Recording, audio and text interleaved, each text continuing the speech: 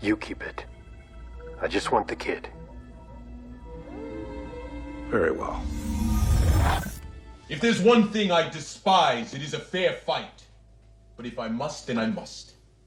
May the best man win. Take him. But you will leave my ship immediately, and we will go our separate ways. The ring!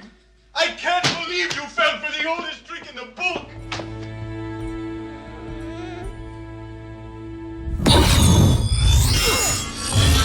What's with you, man? Come on! You know what? Here, let me give it back to you. Oh, look at that! You fell for that too!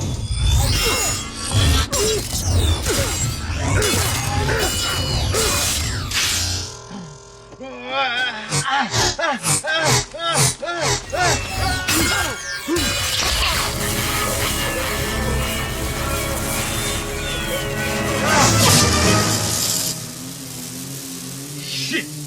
I hate it when I get my Schwartz twisted.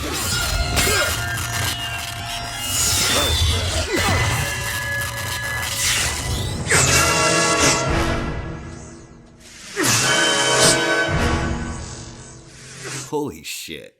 Chapter 16, The Mandalorian Season 2, Episode 8, The Rescue. Spoilers ahead. And yup, it felt to me as if the creators borrowed a page right out of Spaceballs. And it was glorious. In fact, for me, Moff Gideon has been one of the best things about the entire show. And the Season 2 finale is where I believe he shined brightest.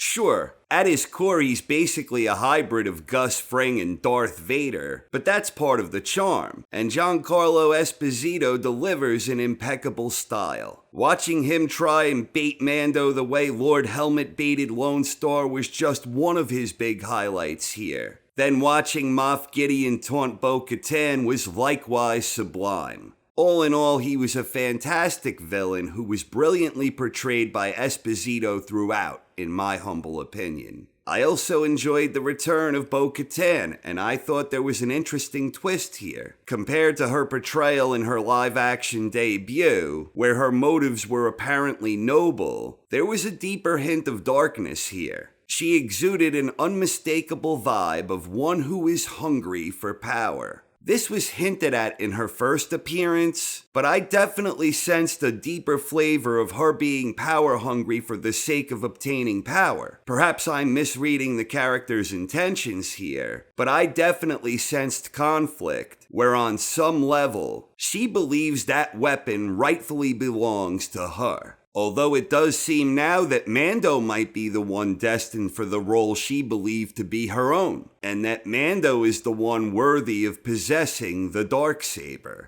If I had one minor criticism, it would be that I was a little disappointed we didn't get any Greef Karga in the finale. I think Carl Weathers kicks a lot of ass, and I was surprised that his character didn't figure in a little more this season. Holy shit, is that Luke Skywalker? Indeed it is. And just like that, the creators of The Mandalorian showed a far deeper understanding of this iconic character than did the creators of The Last Jedi. I know there are some people who enjoyed Luke's portrayal in that particular movie, but I certainly was not one of them. My inner 7-year-old was none too happy about what they did to our beloved iconic hero Luke Skywalker. But here in The Mandalorian, I thought they nailed it. Their portrayal here seems far more in tune with the Luke Skywalker I knew and loved as a child and beyond. I was a bit surprised that Disney's de-aging process wasn't a bit tighter on the mouth, but I'm just nitpicking here. The entire arrival of the mystery Jedi was very well played, and when Luke was revealed, the payoff was splendid. This felt like the long-awaited triumphant return of Luke Skywalker that fans of the OT like me have long desired. On that note, with all of these new Star Wars series being announced, I'm waiting for Disney to just go all in and give us a Luke Skywalker series. Call it a Lost Tale or an Elseworld or whatever, but I can't believe that I'm the only Star Wars fan who would love to see a series with Mark Hamill portraying Luke.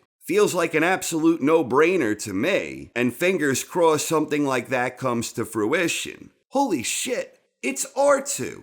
One of my favorite aspects of the finale was when Mando battled the Dark Trooper one-on-one. We had strong reason to believe that the Dark Troopers would be more formidable than Stormtroopers, and this proved true. But Mando was using everything he had in his bag of tricks, and nothing was working. The Dark Trooper was putting up a difficult fight, and this was only one of them. Mando finally conquered the Dark Trooper with his Beskar weapon he attained for completing the quest in the Jedi. I thought they set this entire story element up exceptionally well, and the fact that Luke busted in to save the day amplified this. We always knew Mando wasn't some invincible warrior. He's still a badass, of course, but there are levels to this in the Star Wars universe. Mando went life and death against a single Dark Trooper, and then Luke Skywalker arrived, easily dispatching the entire lot. Indeed, the creators of The Mandalorian helped redeem Luke's character here.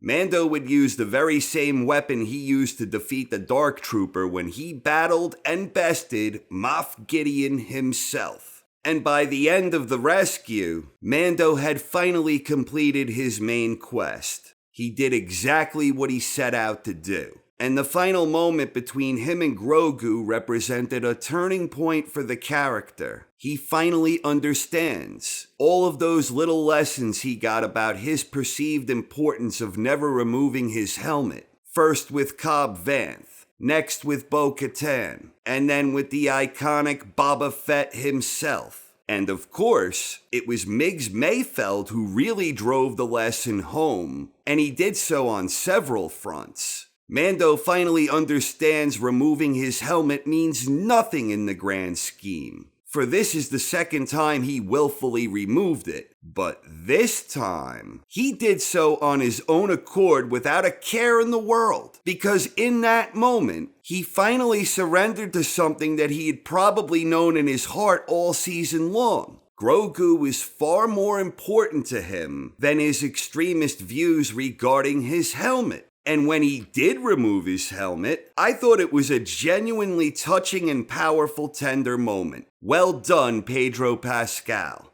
Bravo. The profound payoff that moment provided was totally worth hiding your face for 2 seasons in my estimation. So is this the last we will see of Grogu? I tend to believe we will see him again, perhaps more sparingly, but who knows? I mean, he is now under the protection and guidance of Luke Skywalker. Who better to look after him short of Mando himself? At the end of the day, I thought Season 2 was nothing short of terrific. I thought the finale was fantastic, and I, for one, eagerly await Season 3. This is the way.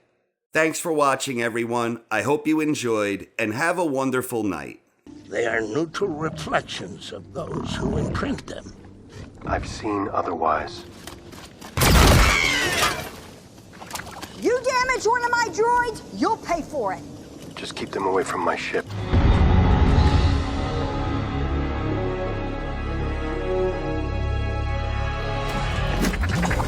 right.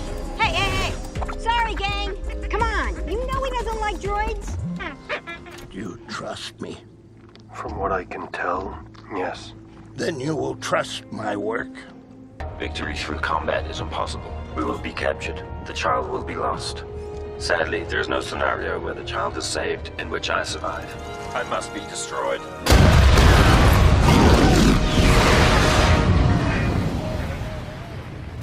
May as well let them have at it. The crest needs a good once-over. Oh, so he likes droids now. You haven't shown your face to anyone since you were a kid? No. I was happy that they took me in. He never takes off the helmet. This is the way. So what happens if you take that thing off? They come after you and kill you? No. You just can't ever put it back on again. That's it? No living thing has seen me without my helmet since I swore the creed. I am not a living thing. Give it to me now, or I will peel it off your corpse. Tell me where the Mandalorians are, and I'll walk out of here without killing you. You ever seen his face? lady never tells. If you put one mark on him, there's no place you will be able to hide from me. We can strike a bargain. There's a lot of value in this wreckage. I don't want your armor. I want my armor. That you got from Cobb Vanth back on Tatooine. It belongs to me. You said you couldn't take your helmet off, and now you got a stormtrooper one on, so what's the rule? Is it that you can't take off your Mando helmet, or you can't show your face? Take it off. Or I will. We gonna do this in front of the kid? This armor has been in my family for 3 generations. You do not cover your face. You are not Mandalorian. The Beskar belongs to the Mandalorians. It was looted from us during the Purge. The armor was my father's. Now it's mine. Have you ever removed your helmet?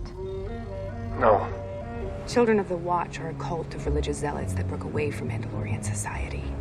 Their goal was to reestablish the ancient way. Has it ever been removed by others? Never. This is the way.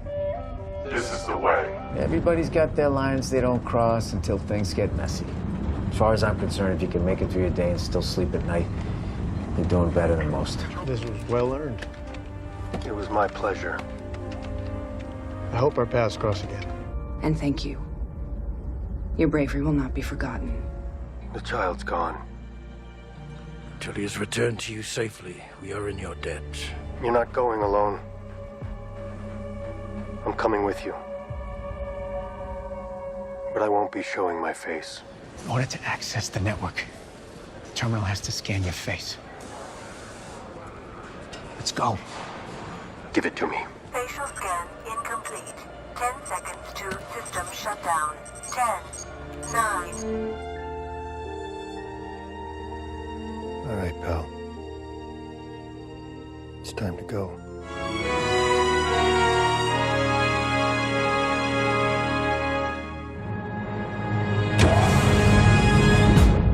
What's going on? Sanders, what's going on? It's Mega Maid. She's gone from suck to blow. What?